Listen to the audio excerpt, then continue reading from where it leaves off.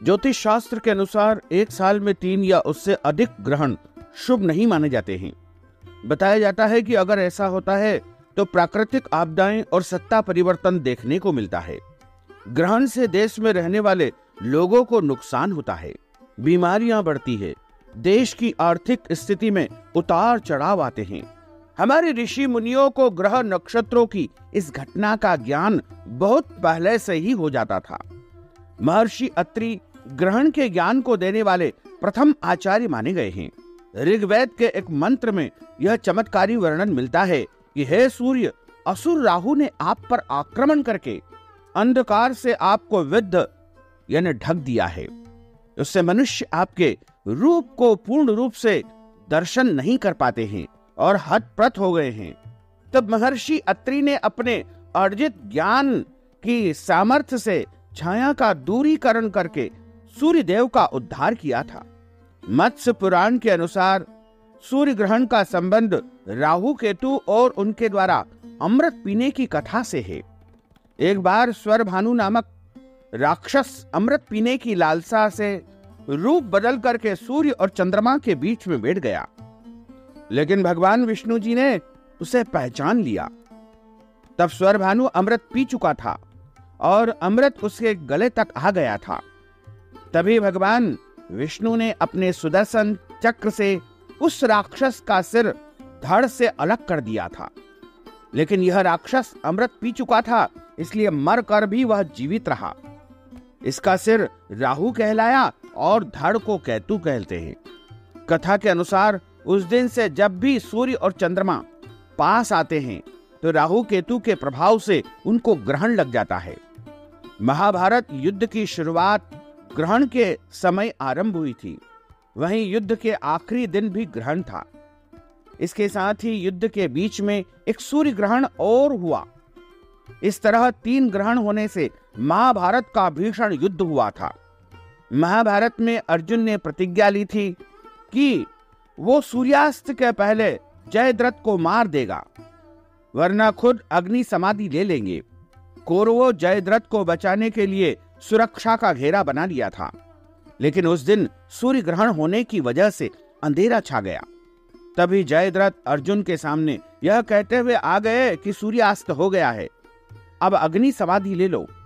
इसी बीच अचानक सूर्य ग्रहण समाप्त हो गया और सूर्य देवता चमकने लगे। तभी अर्जुन ने जयद्रथ का वध कर दिया था।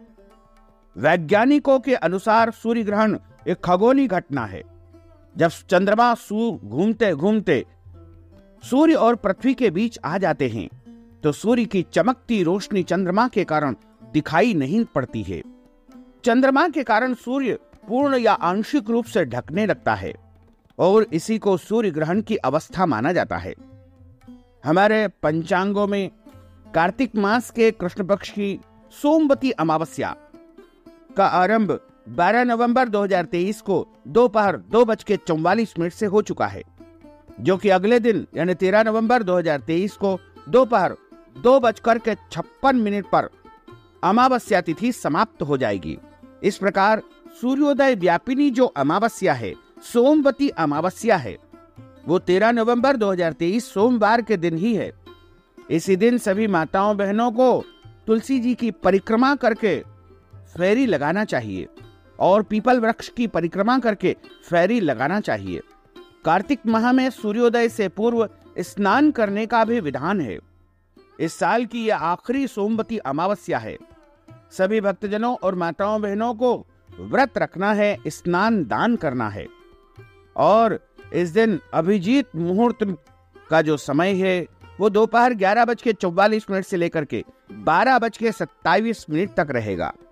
क्योंकि जो अमावस्या है वो प्रतिपदा युक्त है, इसलिए इस दिन गोवर्धन पूजा और अन्नकूट भी संपन्न करना चाहिए। क्योंकि जो प्रतिपदा युक्त अमावस्या मानी जाती है वो प्रतिपदा के समस्त कार्यों के लिए शुभ मानी जाती है। यदि आपके यहाँ गौ माता है, बैल है, तो उनका पूजन अर्चन भी आपको 13 नवंबर 2023 सोमवार के दिन ही करना है। हालांकि कई पंचांगों में गोवर्धन पूजा अन्नकूट का वर्णन मंगलवार को बताया है, लेकिन यदि आप हमारे सिद्धांत को मानते हैं तो आपको गोवर्धन पूजा, अन्नकूट और अपने पशुधन यानी गौ माता या बैल की पूजा का कार्य आज के दिन यानी 13 नवंबर 2023 सोमवार को ही करना है। सोमवती अमावस्या होने से पीपल के वृक्ष की पूजा भी करने का विधान है।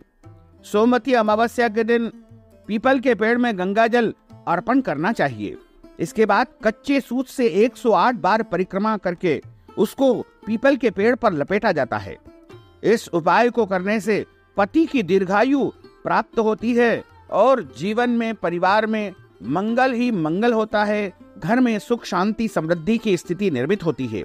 अगर पति पत्नी के बीच में लड़ाई झगड़ा होता है, वाद विवाद होता है, बहुत ज्यादा घर में कलह बना रहता है, तो सोमवती अमावस्या के दिन गाय को 5 प्रकार के फल आपको खिलाना चाहिए। इसके बाद भगवान श्री हरि का मंत्र ओम नमो भगवते वासुदेवाय या ओम विष्णुवे नमः, इसका 108 बार जाप करके तुलसी जी की परिक्रमा भी करना चाहिए। ऐसा करने से आपके वैवाहिक जीवन की जो भी समस्याएं हैं वो समाप्त हो जाएगी। सोमवती अमावस्या को शिव जी तथा माता पार्वती के पूजन करने का विशेष दिन माना जाता है। हमारी सनातन परंपरा के अनुसार सोमवती अमावस्या के दिन व्रत रखने से सुहागिनों को अखंड सौभाग्य और आशीर्वाद प्राप्त होता है तथा घर में सुख, शांति, समृद्धि की प्राप्ति होती है। इस बार कई लोगों के द्वारा यह भ्रम फैलाया जा रहा है कि 13 नवंबर के दिन शाम को 5:36 पर सूर्य ग्रहण लगेगा और सुबह इसका सूतक लग जाएगा। तो ऐसे में गोवर्धन पूजा या अन्य पूजन पाठ कैसे करें, कब करें और क्या नियम धारण करें। लेकिन हम आपको स्पष्ट बता दें कि हमारे किसी भी पंचांग में 13 नवंबर को सूर्य ग्रहण नहीं बताया गया है। 13 नवंबर के दिन कोई भी सूर्य ग्रहण नहीं लगेगा और इसका सूतक काल, पुण्य काल, पर्व काल कहीं पर भी किसी भी पंचांग में नहीं बताया गया है। और किसी भी देश में, किसी भी राज्य में, किसी भी शहर में, किसी भी गांव में इस दिन सूर्य ग्रहण बिल्कुल नहीं दिखेगा और कहीं पर भी नहीं लगेगा। वरन विश्व में भी कहीं इस दिन सूर्य ग्रहण नहीं है। ये एक प्रकार की भ्रम फैलाया जा रहा है और इस भ्रम से आपको बचना चाहिए और सत्य जानकारी आप प्राप्त करें और अपनी पूजा पाठ नियमित रूप से करते रहें। गर्भवती माताएं बहनें भी साधारण तौर पर जो नियम पालन करते हैं यानी अपना दिनचर्या व्यतीत करते हैं, उसी प्रकार उनको दिनचर्या व्यतीत करना चाहिए और सभी लोग निश्चिंत होकर के पूजा अर्चना करें। किसी भी प्रकार का कोई सूर्य ग्रहण नहीं है। यह बिल्कुल गलत धारणा है, गलत भ्रम फैलाया जा रहा है, एक प्रकार की अफवाह ही है। इस अफवाह पर आप बिल्कुल भी ध्यान मत दें। तो भक्तजनों, माताओं, बहनों, आप सभी से अनुरोध है कि हमारे इस ज्ञानवर्धक वीडियो को अधिक से अधिक लोगों को शेयर करिएगा, लाइक करिएगा, कमेंट करिएगा और यदि अभी तक आपने सब्सक्राइब नहीं किया है तो अभी और इसी समय सब्सक्राइब कर लीजिए ताकि इसी प्रकार के ज्ञानवर्धक वीडियो सबसे पहले आपको प्राप्त हो सके। आपको और आपके पूरे परिवार को सादर जय श्री कृष्ण, सादर धन्यवाद।